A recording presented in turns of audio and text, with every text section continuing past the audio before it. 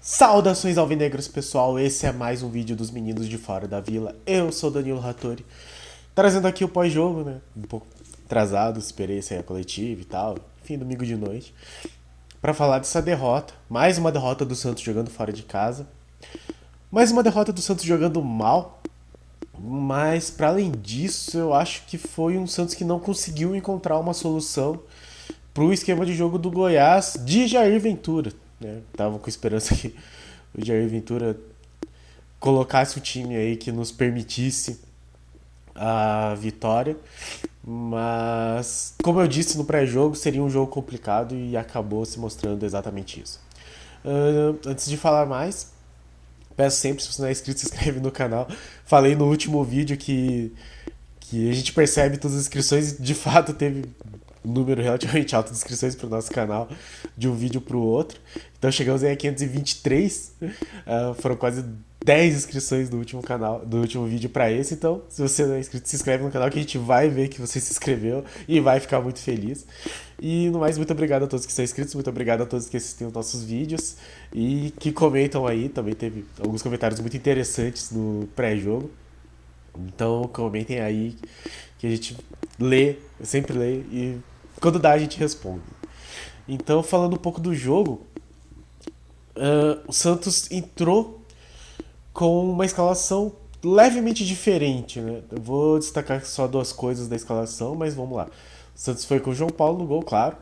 Madison, a volta do Maicon, Velasquez e Lucas Pires. Então ele não manteve o Bauerman, colocou o Velasquez. Eu vou fazer uma observação com relação a isso que eu acho que acabou influenciando no jogo. Zanocelo, Rodrigo Fernandes e Angulo, Léo Batistão, Marcos Leonardo e Johan Julio. Então o Bustos tentou tirar o Goulart e colocar o Angulo, ao invés de colocar o Sandri, que era a possibilidade que estava no Globoesporte.com. E acabou colocando dois centroavantes, né, o Marcos Leonardo e o Angulo. Acabou não sendo, acho que, a melhor das escolhas, porque o meio de campo acabou perdendo bastante. Eu preferia ter visto o Sandri nessa região, ou até avançando o Zanocelo, ou enfim, deixando dois volantes e colocando o Johan Julio no meio, porque o que aconteceu foi que o Santos não conseguiu chegar na área do Goiás muito. Como resultado disso, o Santos teve muitos cruzamentos, o Lucas Pires acabou cruzando bastante, e o Bustos destacou isso na coletiva. Foi um jogo em que o Santos não conseguiu, o Santos esteve abaixo, ele reconheceu, e o Santos não conseguiu fazer as jogadas que vinha fazendo. Então, até a estatística do SofaScore dá que o Santos teve 40 tentativas de cruzamento, e só 7 deram certo. Isso aí é uma volta aos números, sei lá, dos piores jogos do Diniz, assim. Então é nítido que o Santos não teve jogadas para conseguir entrar na área e com isso abusou dos cruzamentos e também não teve capacidade e qualidade para conseguir cruzar a bola. Mas muito disso se deve à maneira como o Goiás jogou, que foi bastante recuado depois do gol. E como é que eles conseguiram esse gol? Bom, eles conseguiram um gol de pênalti em cima do Apodi cometido pelo Velasquez. E aí é uma outra questão, tirar o Bauerman, depois que o Bauerman fez um dos melhores jogos dele, para deixar o Velasquez, para mim não fez tanto sentido. Talvez a questão de poupar, porque o Bauerman veio numa sequência muito forte, inclusive sendo titular desde antes, né? Ele era o titular quando o Maicon era titular, depois o Marcos contundiu, ele se manteve e daí entrou o Velasquez. Mas o pênalti que o Velasquez faz, não é que ele seja só infantil, ele é um pênalti infantil porque o Apodi ele estava já correndo pro lado, assim, então se ele só cerca a bola, possivelmente o Apodi não faria mais nada. E além do mais, o Apodi, assim, é um jogador que qualquer pessoa que acompanhe um pouquinho o futebol brasileiro sabe que corre muito, é muito veloz e tal, mas a habilidade com a bola no pé não é exatamente uma característica dele. Teve um outro lance na partida que ele conseguiu ganhar. Na corrida ele ganhou do Lucas Pires todas as vezes. Mas ele ganhou na corrida, chegou perto da área e isolou a bola na hora da finalização, que era uma coisa que ele sempre fez muito, assim. No Santos ele sempre fazia isso. Quando jogava contra o Santos, acho que ele era do Guarani, ele fazia isso também. E na Chapecoense, enfim, em todos os lugares que o Apodi passou, ele não se caracterizou muito pela habilidade com a bola nos pés.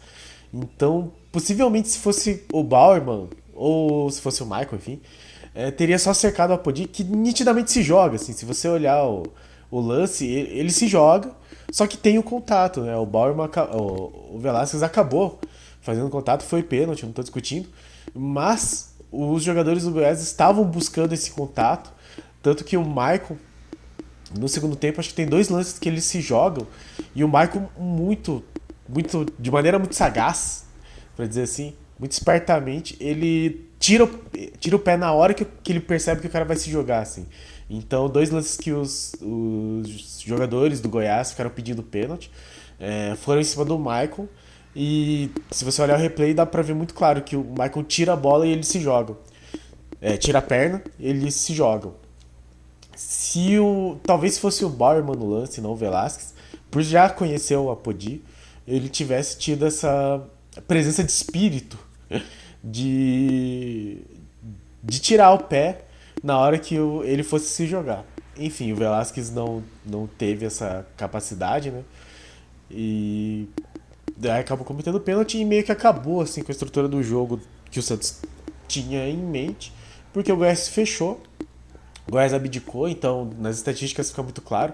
O Santos no primeiro tempo teve 64% de posse de bola, no segundo tempo teve 72%, segundo o SofaScore. Então acabou que no jogo inteiro teve 68%, mas no segundo tempo foram 72%. O Goiás abdicou totalmente da posse de bola, buscou o contra-ataque, teve alguns lances perigosos, mas o Santos simplesmente não conseguia entrar na área, não conseguia entrar tocando passe. A única vez que conseguiu, por muito pouco, o Madison estava impedido. Ele estava impedido mesmo, ele pôs a cabeça na frente, mas o lance acabou sendo bom. E alguns chutes de fora da área que acabaram não tendo efeito, até porque fica muito mais difícil chutar de fora da área quando tem muita gente na frente, que é o que o Goiás basicamente fez.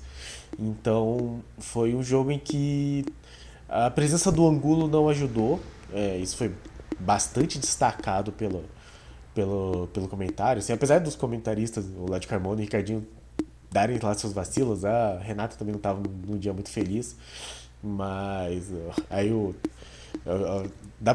muito dá pra ver quando os comentaristas não assistem os jogos do Santos, que o Led Carmona foi falar que, por exemplo, tinha que tentar chute fora da área, porque o Rodrigo Fernandes chuta muito bem de fora da área, e ele fez um gol. Um chute que ele deu contra o Coritiba no jogo passado, mas daí marcou o gol, então parece que ele chuta bem de fora da área. Tá, acho que até chuta, mas não dá pro cara falar isso baseado em um lance. Enfim. Aí, no segundo tempo, para tentar mudar essa situação, o Bustos tirou primeiro o Marcos Leonardo e o Zanocelo e colocou o Juan e o Sandri, isso com 15 minutos de segundo tempo. De novo, uma demora para trocar, talvez, do Bustos. Poderia ter tentado trocar no intervalo, e ainda assim eu não tiraria o Zanocelo para colocar o Sandri, eu tiraria o Angulo. Também não tiraria o Marcos Leonardo para colocar o Juan, mas de qualquer forma. Bate aquela coisa de parecer que o Bustos tem os seus preferidos, né?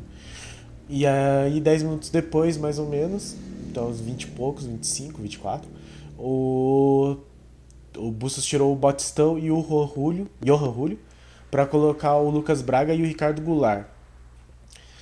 E aí 10 minutos depois, mais ou menos, ele tirou o Rodrigo Fernandes para colocar o Pirani. Nada disso acabou surtindo efeito. Para falar que, assim, nada funcionou. O Goulart teve uma chegada um pouco melhor na área, eu achei. Mas, de novo, assim, muito lento. E o Pirani teve uma jogada que eu acho que ele tentou chutou totalmente errado.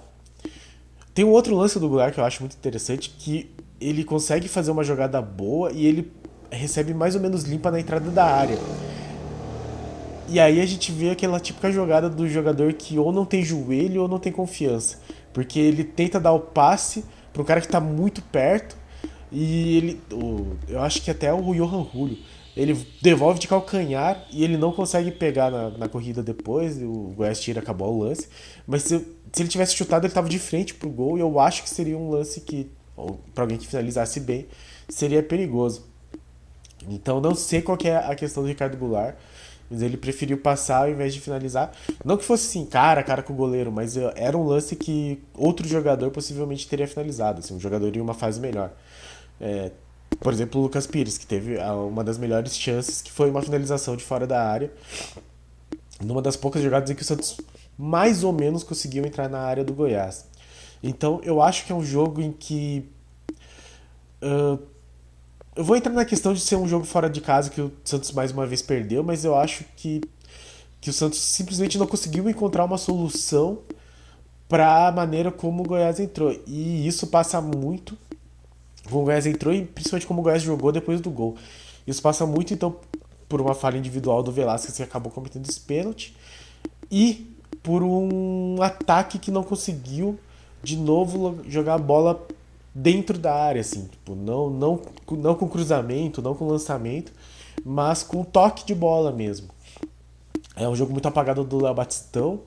A bola não chegou no Marcos Leonardo, então eu acho que faltou aí essa questão de criatividade para o Santos. E o Bustos destacou que talvez tenha faltado paciência, né? A vantagem de demorar é que dá para ouvir a coletiva do Bustos e tal, tirar uma opinião. Ele falou, ele bateu muito nessa coisa de paciência e um pouco do cansaço. Ele falou que não ia tirar o mérito do Goiás, mas que ele não viu um Goiás superior a ponto de conseguir a vitória, de merecer a vitória. Aí eu achou que, por exemplo, o empate seria bastante justo. Mas ele reconhece que o Goiás teve mérito, foi a maneira como o Goiás quis entrar, e que o Santos não teve paciência e não teve. E não usou as coisas que vinha usando para conseguir furar e abrir um jogo como esse, sim. Então, melhorar a finalização, fazer a triangulação, ele fala muito de fazer a parede, que acho que é essa coisa do pivô, né, do jogador de área receber a bola e abrir pro companheiro. Então, ele falou um pouco disso, assim, que não teve mérito, que não tira o mérito do Goiás, mas que o Goiás também não criou tanto, criou basicamente pênalti e recuou. Não é totalmente verdade, o Goiás teve mais uns dois lances de perigo, mas o Santos basicamente teve a posse de bola depois e não conseguiu chegar. E só para terminar a questão da coletiva do Bustos, ele falou sobre uma questão de equilíbrio, né? Falta equilíbrio pro Santos, mas ele culpa não, né? Mas ele coloca muito na questão do calendário do Santos, do futebol brasileiro, que ele falou que é uma loucura, que ele jogou tipo 10 jogos fora de casa, 5 em casa. Ele jogou 6 em casa, mas acho que ele jogou umas 10 fora de casa mesmo. E aí ele falou que não é tão ruim o desempenho, na verdade tem um pouco de verdade nisso, né? Que o Santos ou empatou e aí ele coloca o jogo contra o Salgueiro como vitória, né, por todas as condições, ele lembrou do jogo do Salgueiro e o Santos acabou vencendo, porque venceu nos pênaltis mesmo, com um a menos, gramado ruim, chuva, enfim, um a menos. E as outras derrotas foram por resultados apertados, que de fato foram, né? 1x0 pro Palmeiras, 2x1 pro São Paulo e 1x0 agora pro Goiás. Mas é fato que ele admitiu que o Santos não manteve o nível que vinha mantendo nos jogos em casa. Então é algo que a gente fica batendo aqui que precisa melhorar nesse quesito. Fazer um jogador rápido, João Paulo pênalti, tomou um gol de pênalti e no mais fez algumas defesas boas. Foi um chute de fora da área muito bom que ele pegou. Foi meio estranho, na verdade, o chute não parecia, olhando na TV, não parecia que ele tava que tinha sido tão forte quanto foi, mas o João Paulo teve que fazer uma defesa espalmando, tirou do gol, excelente. E uma cabeçada que acabou sendo em cima dele, mas que ele teve o reflexo, não, a reação muito rápida de jogar para fora do gol, assim. Então, boas intervenções do João Paulo. Michael bem, e de novo, ele muito esperto nos lances em que os caras do Goiás queriam se jogar, ele tirando o pé rapidamente, bom. Velasquez, de novo, faltou um pouco de esperteza na hora do pênalti, né? Não precisava ter feito aquele pênalti absolutamente desnecessário. E aí no mais o Goiás atacou muito pouco. Madison fraco, assim, porque em um jogo como esse, que precisa abrir, né? Precisa ter mais toque de bola ou um pouco mais de habilidade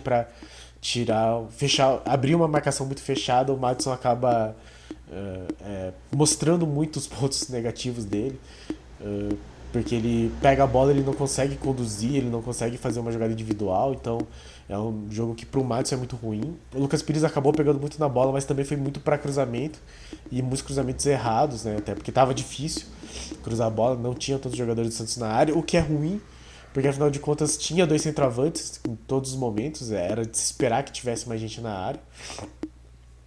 Rodrigo Fernandes acabou não produzindo no ataque, mas não é a função dele. E no mais, assim, de novo, né? A função dele é defender e o Goiás quase não atacou, então foi ok, assim, não fez nada demais. O Zanocelo, ele teve um chute ruim, que acabou sendo perigoso, porque ele chutou fraco pra fora, mas desviou no cara do Goiás e foi em direção ao gol. Talvez se ele tivesse pegado um pouquinho melhor na bola, tivesse entrado. Enfim, é, não foi um bom jogo do Zanocelo também. E o Raulho tentou mais, ele se movimentou mais, só que de novo, um jogo que não favorece ele e ele não é tão habilidoso assim a ponto de conseguir fazer uma boa jogada. Léo Batistão bastante abaixo, ele não conseguiu receber a bola direito, então ele não conseguiu fazer jogadas nem se aproximar do Marcos Leonardo. E aí Angulo e Marcos Leonardo meio que morreram no meio da área, assim, eles não receberam a bola, não tiveram uma jogada de perigo. Então foi um jogo em que o ataque do Santos foi realmente muito ineficiente.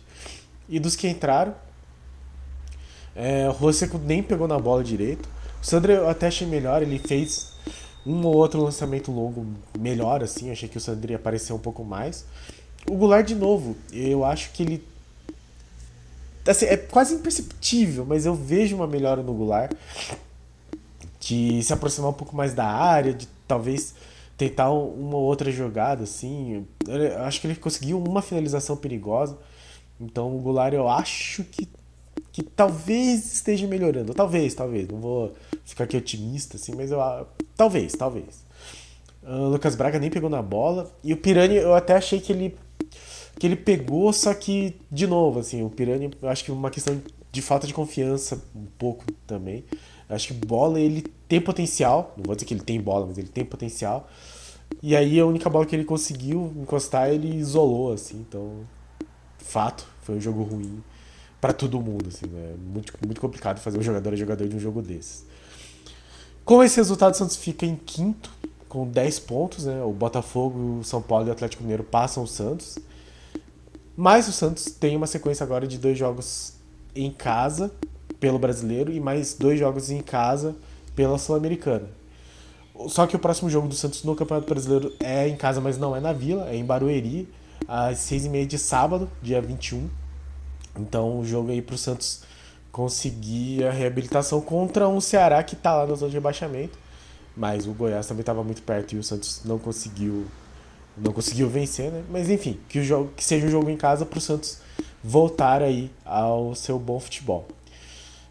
No mais, no meio de semana, quarta-feira, se eu não me engano, 9h30, confirmarei o horário no pré-jogo. Tem Santos e União La Calera, a decisão da Copa Sul-Americana, porque depois o União La Calera vai pegar uma Universidade Católica possivelmente eliminada já. E o Santos precisando da vitória, talvez de um empate, para se classificar em primeiro no grupo, caso vença a União La Calera. Então o Santos precisa vencer na quarta-feira para seguir vivo na Copa Sul-Americana. Quarta-feira, então, a gente tem jogo. Terça-feira nós faremos o pré-jogo aí e falaremos dessa partida, em que o Santos começa essa sequência de 4 jogos em casa. Então não vai ter viagem. Vai ter um pouquinho mais de tempo para treinar no jogo contra o Palmeiras, porque eu acho que o do Banfield é terça e o do Palmeiras é domingo. Então, pelo menos vai ser uma sequência que o Bustos vai ter um pouco mais de dias para treinar em alguns momentos aí, para tirar melhor e quem sabe continuar com essa sequência muito positiva de jogos em casa, né? Então, pessoal, esse foi o nosso pré-jogo. Um pós-jogo triste, né? Falar de derrota é sempre ruim, falar de jogo ruim do Santos.